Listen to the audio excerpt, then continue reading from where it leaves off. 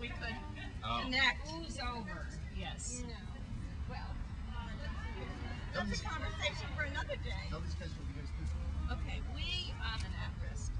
All of the children that we service, 100 children per year, identified as children from home, from daycare, from after school, from church, bring them here so they have an opportunity to all teaching fully, have reunited several that only provide services to career behavior children as we feel your referrals. all of our referrals come through the Department of Children and Families for our program, which is called Reconnecting Families. It's our job to reconnect these children. And sometimes it's incredibly difficult and love with the children that come to your home. But all of the research shows that children do better.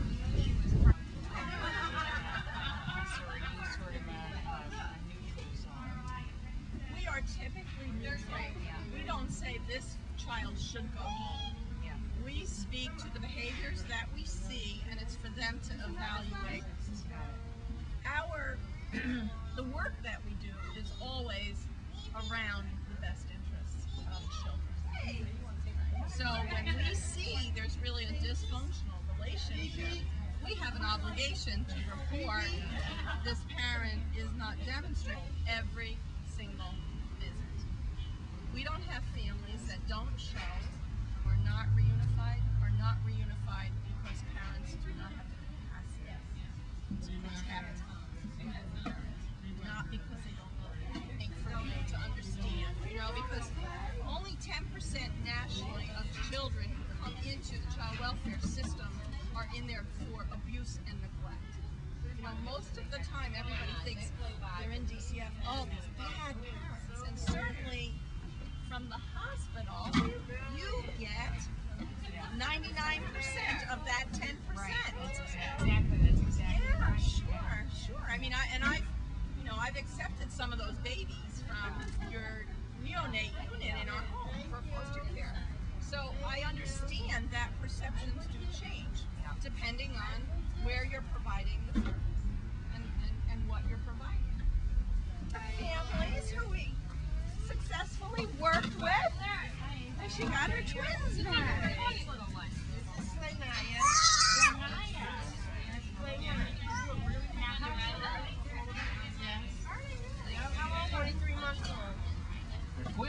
Arte collaborated with us. All of our families did their portraits, and we had an artist come in, and we had a big picnic.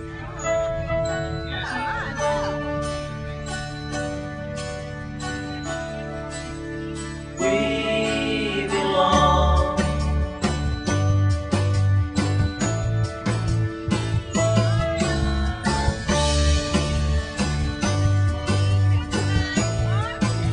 We belong.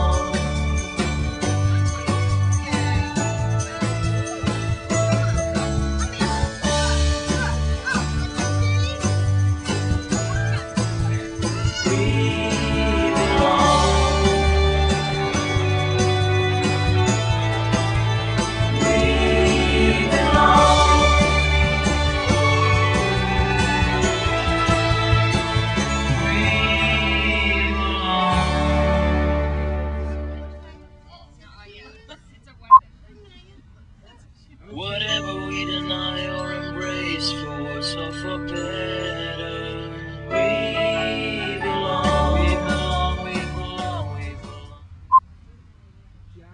Whatever we deny or embrace for so for better, we Children training purpose is for each of their children. It also helps us normalize for them that, a large percentage of children who are in birth delay. And so this way they don't have to feel nurturing and family friendly. Meeting session here. It is our library of resources from parenting, foster, literature resource. And this is a giveaway library for any children who come. They can just take books, and we just keep filling it. We have another library, and a minimum of once per week for anywhere between an hour and a half and 2 hours. So just recently switched contracts, so our new contract with Reconnecting Families provides 6 months of service. The first 2 months are center-based, the next 2 months are transitioning, and the last 2 months are in-home service. And then we do 2 months after as follow-up security. We work closely with like IS. The other thing is that all the art in the building, actually Jack, this is from our community leadership program retreat, Uzbekistan. And no sooner than we framed it, we did an international adoption with a family who adopted through Uzbekistan. It was really very weird.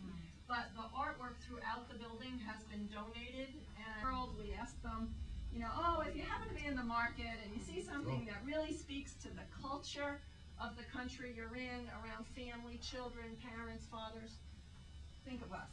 But very instrumental. He was a program director at the Department of Children and Families back in the 80s, and was very instrumental in sort of being my guardian angel in helping me learn how to navigate the department and to avoid some major pitfalls. That's nice. He was here for the ground wonderful, and this obviously is from Peru. Father's group also does drumming, in which we work is reflective of the families that we provide service for. Really is just immaculate and maintained so We have nicely. a great I know, housekeeper, Mrs. Redding. So, She's like, But it's also obviously, I mean, just the fact that the walls aren't, I mean, there's a respect that you just, yeah. No, it's very and I think impressive. they really feel that. I think they feel that we do as much as we can within this environment on their behalf to advocate for them, Yeah. to bring certain things in that may be of interest to them. And I think so you develop that reciprocal relationship. Yeah. It's really not so different than just a friendship. Yeah, You know, people respect you and you respect them. very impressive. So, these are our, It's like a grab bag. In 1 year they gave us, I guess, 5 or 6 of these. and we got two. Yeah. We got That's two of nice. them. It was great. It was great. We, yeah. so if we really could develop this more, typically this is the unit, the room where the older kids have visited. Right now, we just got all these donations in, so we're trying to make sense of it. But since 2000, we just really have not been able to do enough fundraising to keep that going. So, but you know, our families really need computer skills. We're looking to collaborate with one of the other providers that does over at well, we've talked with Leap, and Mercedes is sort of interested, and so, I mean, we're really into collaborating. The other thing we do here is between January and April, we participate in the Earned Income Tax Credit Program. We collaborate with New Life Corporation, which is a faith-based financial literacy agency. And so during that time, we open our doors to the neighborhood, and last year we had about 130 families come in, generating almost $300,000 back into the neighborhoods. And You guys are